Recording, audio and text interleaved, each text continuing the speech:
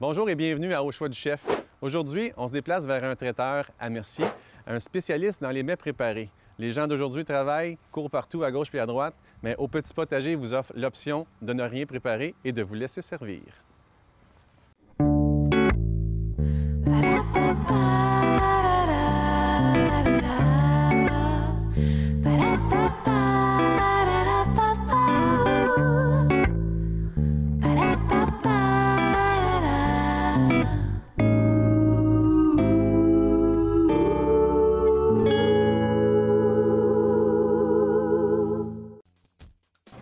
Alors bonjour tout le monde, bienvenue. On est en compagnie aujourd'hui de la charmante Stéphanie du Au Petit Potager Traiteur. Stéphanie elle se spécialise dans les repas préparés pour les écoles, différents thèmes, même pour la maison, je pense. Hein? Oui, c'est ça. OK. Peux-tu m'expliquer un petit peu, premièrement, la business a été créée en quelle année? Ça fait combien de temps? Puis ce que vous visiez, puis ce que c'est devenu, un petit peu. Dans le fond, on a ouvert le Petit Potager en 2006. Pour de base, partir un service, dans le fond, adapté pour les garderies, les familles. Puis c'était eux qui ont besoin de, dans le fond, qui n'ont pas de temps vraiment de cuisiner des repas. Puis quand on a parti comme ça, on a ouvert graduellement l'entreprise avec moindre sous et quoi que ce soit. Et quand on a débuté, là, ça fait déjà 7 ans. Notre 7e année, on est rendu avec une dizaine d'écoles ici de la région, de la commission scolaire. Et aussi, on a au-dessus de 300 clients qui viennent à chaque semaine chercher des petits repas cuisinés maison. Ça fait un bon volume, finalement. Oui, un bon volume. Dans la variété de produits que vous offrez, ça va de... Vous avez-vous un menu préétabli? On a un menu préétabli sur 16 semaines à 80 repas différents. Tous les repas sont cuisinés maison, aucun agent de conservation, vraiment santé. Donc, sans sel, sans ajout de sucre, sans sodium, n'importe quoi. Rien du tout. Bon, puis là, j'imagine que toi, tu fais le côté PR, le visage de l'entreprise. En arrière, on cache les petits trolls, là, les choses qui sont... OK. Fait que ton conjoint, je pense qu'il travaille dans la cuisine, c'est Eric? Exactement. OK. Puis Eric a travaillé en cuisine avant, j'imagine, ou une formation? Oui, bien, il y avait une formation en cuisine à APHQ. OK. C'est ça. Puis il a travaillé au Casino de Montréal ici pendant 7 ans de temps. OK. C'est un vrai de vrai. Oui, c'est ça. Un professionnel. Exactement. Pour ce qui est du fonctionnement de l'entreprise, premièrement, si on est une famille et qu'on a le goût de venir se chercher des repas, est-ce qu'il faut réserver d'avance longtemps ou vous avez une production de base qui est faite puis vous écoulez à travers un inventaire que vous avez? Dans le fond, les gens, doivent commander à chaque semaine. Il n'y a vraiment pas de contrat adapté aux clients.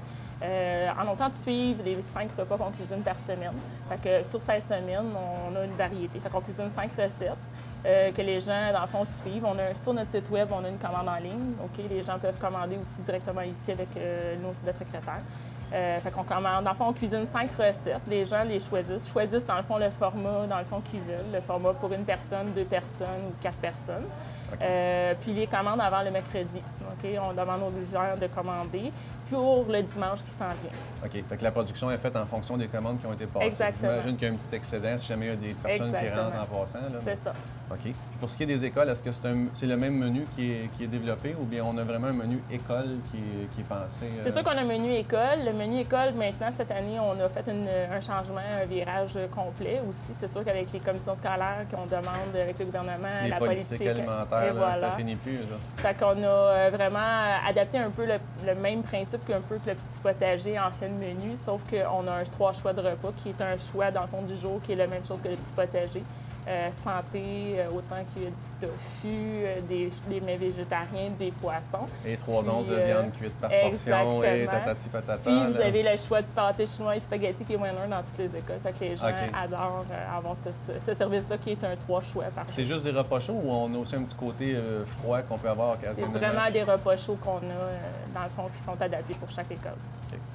Est-ce qu'on peut passer la cuisine pour voir un petit peu ce que vous préparez puis votre façon de fonctionner? Exactement. Allez-y.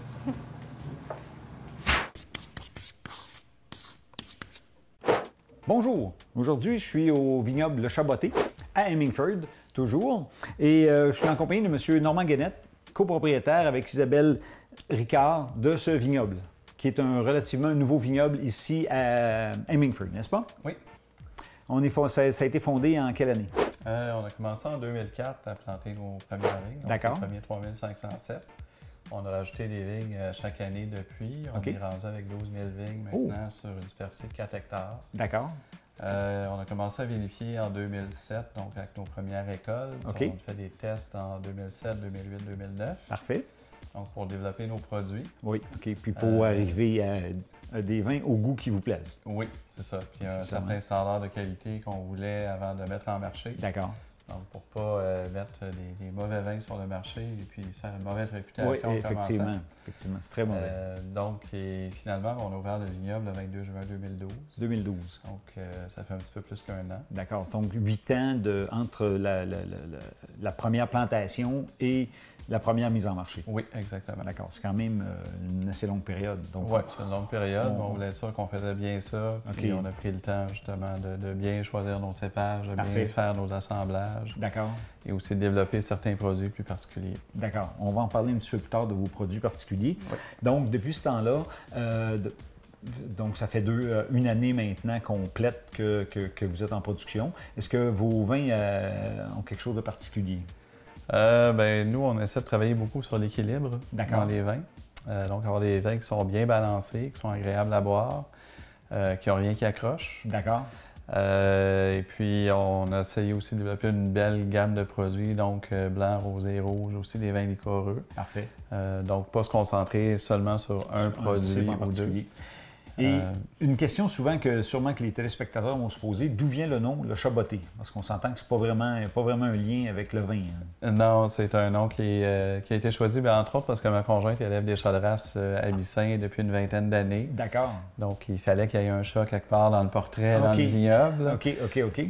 Donc, c'est ça. D'où le nom du Chaboté. Du vignoble Chaboté. Oui. D'accord. Et puis, donc, on a parlé de vin. On va avoir l'opportunité d'en déguster quelques-uns tantôt. Et ça va être un plaisir là, de faire évidemment cette portion-là. Merci beaucoup. Merci.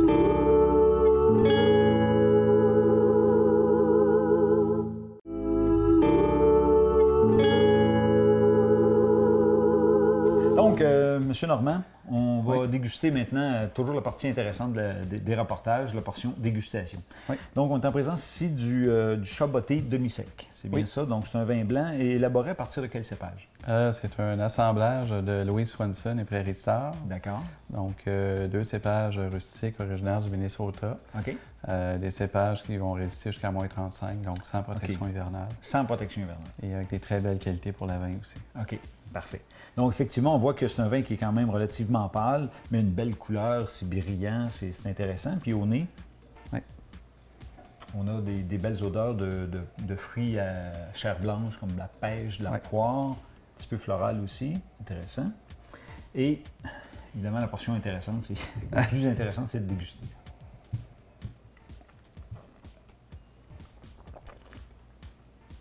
Effectivement, on a une présence de sucre, mais pas énorme. Là. Une belle acidité qui supporte bien le sucre, qui fait en sorte que c'est pas lourd. On n'a pas l'impression de ouf. Non, c'est trop sucré. Le sucre n'est pas exubérant. Il est juste là justement pour venir arrondir l'acidité. Exactement. On a aussi des agrumes un peu qui vont ressortir. Effectivement, en rétro-olfaction. Et puis, ça pourrait être agréable ça avec un dessert, en apéro aussi. Sushi, nous on propose vin d'apéro, effectivement, terrasse l'été quand il fait beau, c'est le vin idéal. Cuisine asiatique. Oui, cuisine asiatique, sushi. Qui est très aromatique et avec ce vin-là, serait agréable. Et l'autre vin qu'on va déguster, c'est le vin rouge, le Chaboté rouge, tout simplement. Oui, Chaboté rouge. En fait, Chaboté rouge pour l'instant, on va sortir deux rouges cette année. Ah, OK. Un Frontenac Sabrevois et un Frontenac Marquette. Donc, celui-là, c'est le 2012. Le 2012. Donc le Frontenac Marquette, c'est ça. OK, le Frontenac Marquette. Oui. Parfait. Donc, le Marquette qui est un excellent cépage de rouge qui donne des résultats qu'on ne pensait pas atteindre avec les cépages québécois. OK. Mais vous allez voir, c'est vraiment un rouge qui est impressionnant. D'accord. Donc, on a ici une belle présence, un rouge quand même assez... pas trop intense en termes d'intensité, mais un beau rouge rubis très intéressant à regarder. Au nez, on a des notes de fruits noirs, fruits rouges, de petits fruits finalement, très intéressant. Quelque chose d'agréable au nez, d'invitant surtout, très invitant. Et toujours la partie la plus intéressante, encore une fois.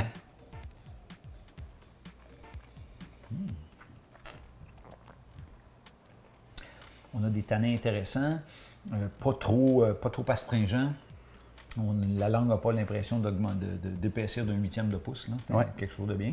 Une acidité quand même assez présente, mais pas avec les tanins, quelque chose de bien équilibré. Je trouve ça vraiment agréable. Il y a un élevage sur copeaux de chêne aussi, donc qui vient justement de l'adoucir un peu. Petit côté boisé qu'on perçoit en rétroolfaction. C'est notre vanillé un peu qui ressort. Là. Oui, exact. Ouais. Avec un steak, ça pourrait être quelque chose d'intéressant, je crois bien. Oui. Ou un mijoté de bœuf peut-être Oui. aussi. Gibier peut-être aussi, mais pas trop corsé. Non, là. effectivement, parce que c'est pas un vin dont les tanins, comme je mentionnais tantôt, sont très exubérants. Fait que, moi, personnellement, j'irais plus avec un bon bœuf sur barbecue, un bon steak sur barbecue, ça serait sûrement quelque chose de très agréable. Ouais. Donc, sur ce, santé. Alors, on est dans la cuisine maintenant du traiteur au petit potager. Je suis en compagnie d'Éric et de Stéphanie toujours.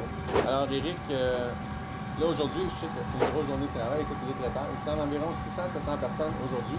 Donc, Éric nous a préparé vite un petit rotolo farci aux champignons. Champignons et portobello avec fromage ricotta. Okay. Vous savez avec une petite sauce tomate napolitaine. Oui, c'est bien ça. Donc là, basiquement, c'est quoi un rotolo? Un rotolo, c'est... Bon, c'est comme une pâte à lasagne, finalement, qu'on va dire. C'est un cordé de lasagne qu'on met de la farce dedans, qu'on mélange champignons, ricotta, oignon, ail, persil, sel, poivre. Grosso modo, c'est une base. Là. On peut le farcir à différentes sortes. Celui-là, c'est aux champignons. C'est roulé, puis on coupe ça en planches. Ça fait une belle présentation. C'est une spirale, finalement. Alors là, on l'a caché parce qu'on a mis la bonne sauce par-dessus. Là, je vais être obligé de me sacrifier. On va faire ça vite aujourd'hui. Belle présentation en passant, là, ça fait très santé, le petit légume en dessous. Là.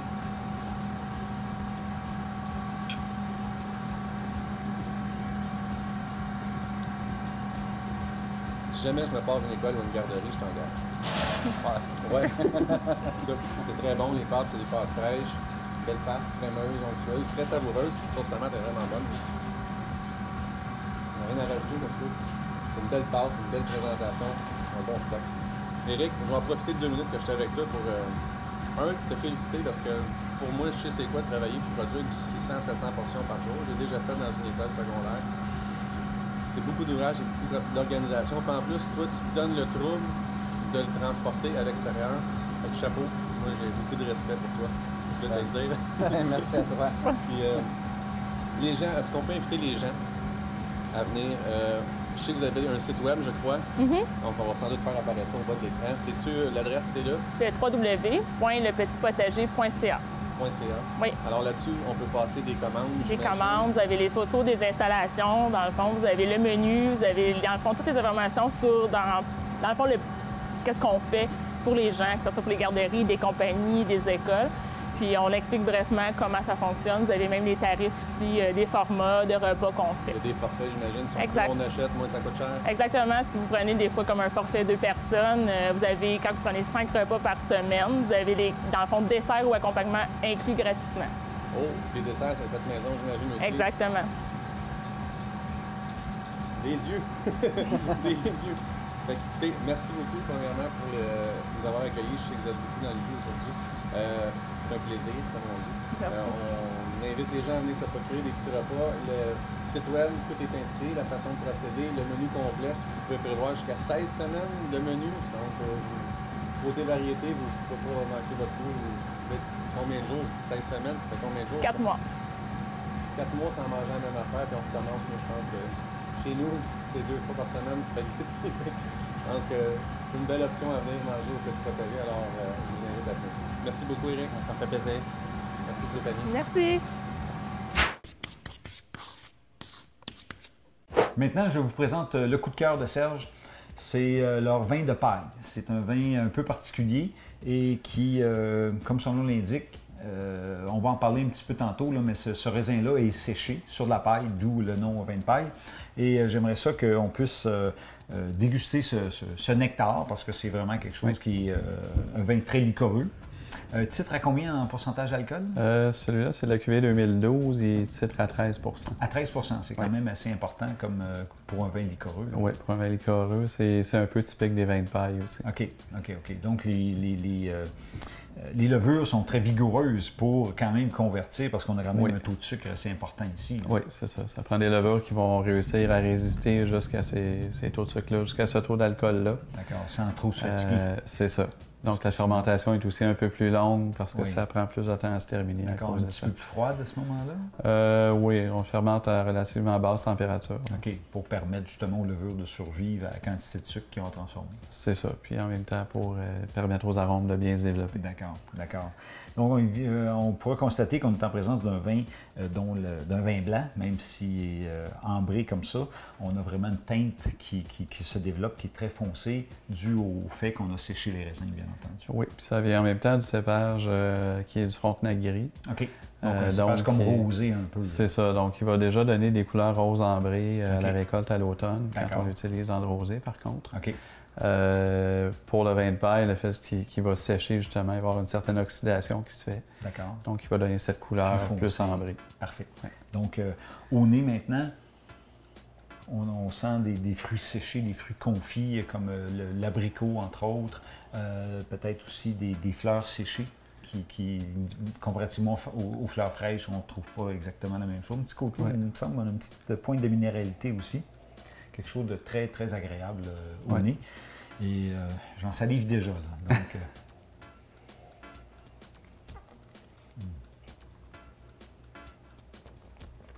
très onctueux en bouche. Le sucre, on le perçoit énormément, mais supporté aussi par une belle acidité qui ne donne pas de lourdeur au vin. Donc ça, c'est vraiment quelque chose de très harmonieux en bouche, avec un dessert aux fruits, avec peut-être du foie gras aussi. Oui, un bon foie gras pour aller, des bons... quelque chose d'intéressant. Oui, les bons fromages forts, aussi, les Stilton, les bleus. Les bleus. Ça va très, très bien avec ça. Dessert au chocolat aussi. Oui, ça pourrait être quelque chose. Chocolat noir. On fait aussi un vin de paille rouge qui, lui, va encore mieux avec le chocolat noir. Définitivement. Et puis, mais vraiment très agréable en bouche. Et je vous le recommande vraiment. C'est vraiment le coup de cœur de Serge à ce vignoble de Chabotin. Merci.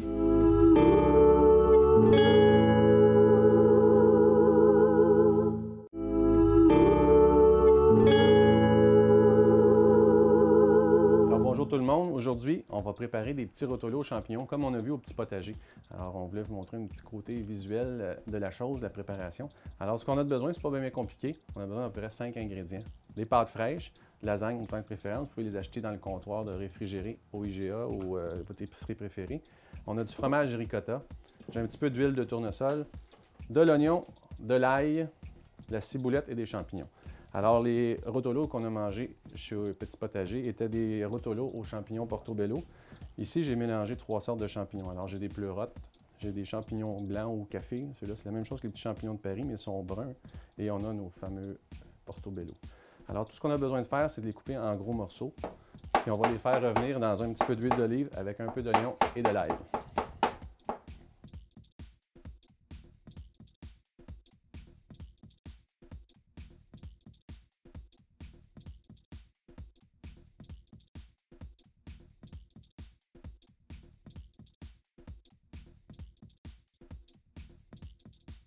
On va prendre un demi-oignon espagnol.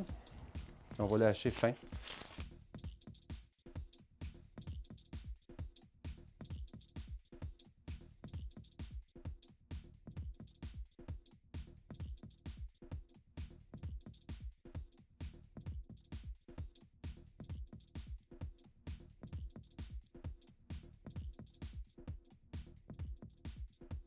Hacher grossièrement, même chose. Notre huile doit être chaude.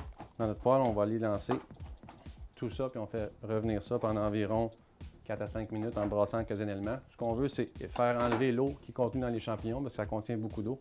Alors, on va juste faire évaporer ça, caraméliser un petit peu pour donner une petite couleur, puis après ça, on va tout mélanger notre farce.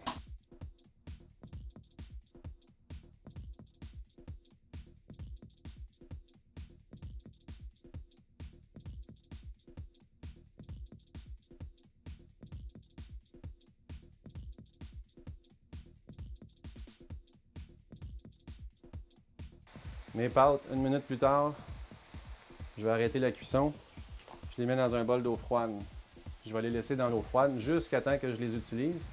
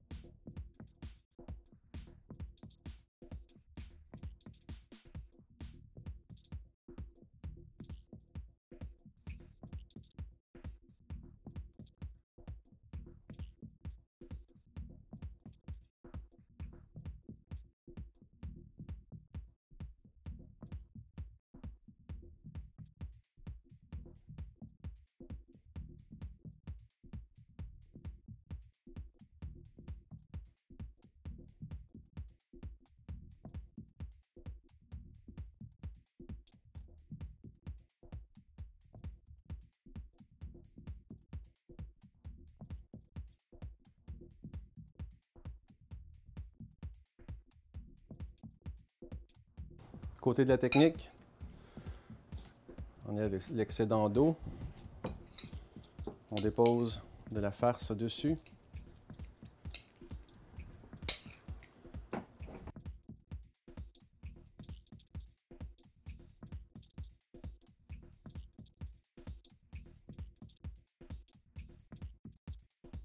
La farce se tient mieux quand elle est froide, alors c'est préférable de faire refroidir notre farce complètement avant de faire nos rouleaux.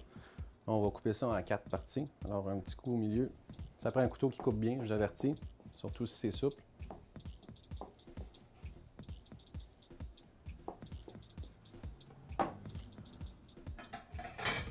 Et on dépose chaque rotolo dans l'assiette de cette façon-là. Et vous servez avec votre sauce tomate préférée. Donc, à nouveau, M. Guénette, j'aimerais qu'on reparle de votre vin de paille, mais plutôt que de le déguster, bon, on pourra peut-être en prendre une gorgée tantôt, mais de comment on élabore un vin de paille, parce que le vin de paille remonte, les historiques remontent au vin du Jura, dans l'ouest, l'est plutôt de la France. Et oui. Comment ici on élabore au Chaboté votre vin de paille? Oui, en fait, l'historique remonte même avant ça. Ça remonte à l'Antiquité, même dans le temps des Romains. Okay. Donc, les premiers vins qui étaient faits avec du raisin qui étaient séchés. Okay. On appelle ça un vin de paille parce que traditionnellement, c'est séché sur de la paille. Donc, c'est de là que vient le nom. Maintenant, aujourd'hui, la majorité des vignobles qui en font n'utilisent plus nécessairement de la paille, question de logistique et salubrité. Oui, OK. Donc, on va travailler plus avec des caissettes. OK. Alors, ce qu'on va faire à l'automne, c'est qu'on va récolter les plus belles grappes, celles qui ne sont pas du tout endommagées, qui n'ont aucun grain qui va être fendu, qui n'a aucune pourriture. Okay. Donc, une sélection... Vraiment une sélection manuelle. Des plus belles grappes, parce que pendant la période de séchage, s'il y avait des grappes qui étaient endommagées... On aurait des petites bébites de fruits, il y aurait ça, c'est ça, puis la pourriture pourrait s'étendre, la moisissure pourrait s'étendre au reste de la récolte, puis on aurait énormément de pertes. Donc, la caissette au complet, il passerait... C'est ça. Donc, on choisit vraiment les plus belles grappes pour être sûr que tout est simple, que ça va bien sécher sans qu'il y ait de dommages. Et on fait sécher combien de temps ici? On fait sécher, en fait, de octobre jusqu'à la mi-mars, fin mars, dépendant des années. On était 6 mois de séchage, c'est quand même assez important. 6 mois, c'est ça. Ça va être entre 5 et 6 mois, ça dépend des années. Il y a des années où ça va aller plus vite, selon les redoux qu'on a pendant l'hiver. D'accord. Parce qu'on sèche le raisin à l'extérieur. Il n'est pas séché à l'intérieur, il va être séché à l'extérieur, au vent et au froid, à l'abri de la neige. Jusqu'à ce qu'on atteigne un potentiel d'alcool d'environ 21. D'accord. Donc, c'est quand même assez important. Oui, c'est ça. Donc, vraiment, selon la même méthode que ce qu'on fait dans le Jura. OK. Et puis ensuite, on va fermenter tranquillement à basse température pour bien développer les arômes, jusqu'à 12 à 13 d'alcool. D'accord. Encore là, c'est selon les années, parce que ça va dépendre des levures jusqu'où elles vont nous amener. Oui, s'ils sont travaillantes ou pas. C'est ça. Puis si ne s'écrase pas de fatigue, oui. Parce qu'il va avoir quand même travaillé beaucoup là, pour transformer ce sucre-là, une grande quantité de sucre, en alcool. Oui. Puis en fait, c'est que c'est vraiment un vin qu'on va fermenter jusqu'à arrêt naturel de la fermentation. D'accord, arrêt naturel. Donc, il n'y a pas d'arrêt de fermentation. Rien de ça. Non, c'est ça. On attend vraiment que la fermentation s'arrête par elle-même. D'accord. Puis après ça, là, on va stabiliser et on va le laisser maturer pendant quelques mois avant l'embouteillage. OK. Puis le quelques mois, c'est combien de temps de repos là, avant l'embouteillage? Disons, ça va être un 3-4 mois généralement. OK. Un petit peu plus court pour le vin de paille rouge parce qu'on cherche à garder plus le côté fruité du vin de paille rouge, donc vraiment les arômes de fruits. D'accord. Tandis que le vin de paille gris, on va aller chercher plus les arômes caramélisés, confits. Donc la maturation va permettre de développer un peu plus ça. Parfait. Là, vous venez de parler de vin de paille rouge. Êtes-vous les seuls au Québec à produire ça? On n'est pas les seuls à en faire, mais on a été les premiers à le commercialiser. D'accord. Donc, le vin de paille gris qu'on a dégusté tantôt, oui. C'est un assemblage, pas un assemblage, c'est un vin fait avec du Frontenac gris. OK. Le vin de paille rouge est fait avec du Frontenac noir. Ah, parfait. Donc, et ça va lui donner nécessairement des notes parce qu'on n'est pas sur le même cépage. En conséquence, on va avoir un goût totalement différent. Oui, on est plus sur des notes de pruneau, un peu chocolat, figue. OK. Donc, des notes un petit peu similaires à un Porto, mais avec moins d'alcool et plus de sucre résiduel. OK. Puis très, très gras en bouche. D'accord, d'accord. Mais encore une fois, un excellent produit. Et puis, félicitations. Et puis, merci. Chin. Alors, un gros merci à l'équipe du Petit Potager. On vous invite à venir les rencontrer et vous procurer de délicieux petits plats préparés pour vous, gens occupés. Et pour nous, on se revoit la semaine prochaine pour un autre rendez-vous.